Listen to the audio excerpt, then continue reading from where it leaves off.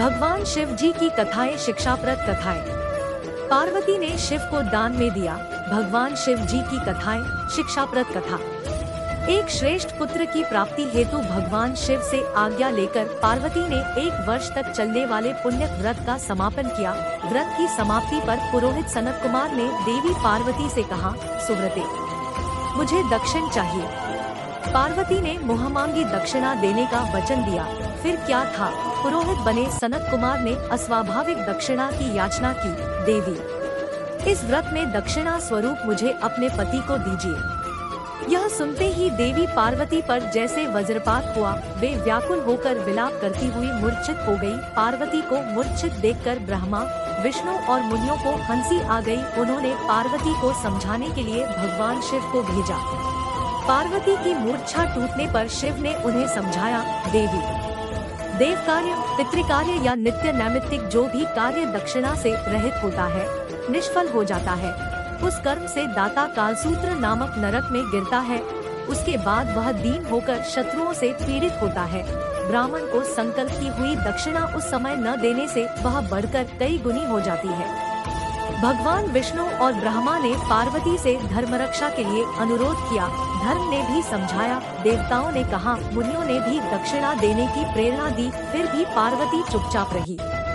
तब सनत कुमार ने कहा, शिवे, या तो आप मुझे दक्षिणा में अपने पति को प्रदान कीजिए या अपने दीर्घकालीन कठोर तप का फल भी त्याग दीजिए। इस महान कर्म की दक्षिणा न मिलने पर मैं इस दुर्लभ कठोर व्रत का फल ही नहीं, आपके समस्त कर्मों का फल भी प्राप्त कर लूंगा। उद्विग्न होकर पार्वती ने कहा, पति से वंचित हो जाने वाले कर्म से क्या लाभ? दक्षिणा देने तथा धर्म और पुत्र की प्राप्ति से मेरा क्या हित होगा? पृथ्वी देवी की उपेक्षा कर वृक्ष की पूजा करने से क्या प्राप्त हो सकेगा?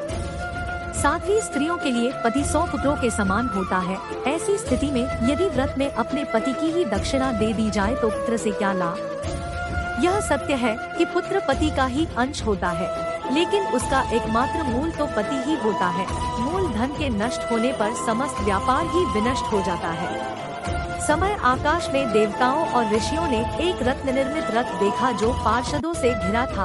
उस रथ से श्री नारायण उतरकर देवताओं के सम्मुख उपस्थित हुए। उन श्री नारायण को ब्रह्मा, विष्णु और शिव ने रत्न सिंहासन पर बैठाकर उन्हें प्रणाम किया और हाथ जोड़कर गदगद कंठ से स्तुति की। वहाँ का सारा वृत्तांत जानकर श्री नारायण ने कहा, शिवप्रिया पार्वती का यह व्रत लोक शिक्षा के लिए है, अपने लिए नहीं, क्योंकि ये तो स्वयं समस्त व्रतों एवं तपस्याओं का फल प्रदान करने वाली है। इनकी माया से ही चराचर जगत मोहित है। फिर उन्होंने पार्वती को संबोधित कर कहा, शिवे, इस समय तुम महादेव जो की दक्षिणा में देकर अपना व्रत पूर्ण कर लो। फिर समुचित मूल्य देकर अपने जीवन धन को वापस ले लेना। गौ की भांति भी विष्णु के शरीर में है। अतः तुम ब्राह्मण को गौमूल्य प्रदान कर अपने पति को लौटा लेना। यह कहकर वे अंतर्धान हो गए। तब पार्वती प्रसन्न मन से अपने प्राण सर्वस्व को दक्षिणा में देने के लिए तैयार हो गई। उन्होंने हवन की पूर्णाहुति की और अपने जीवननाथ शिव को दक्षिणा रूप में दे दिया। इसके बाद उन्होंने पुरोहित सनत कुमार से निवेदन किया, विप्रवर, गौ का मूल्य मेरे पति के बराबर है।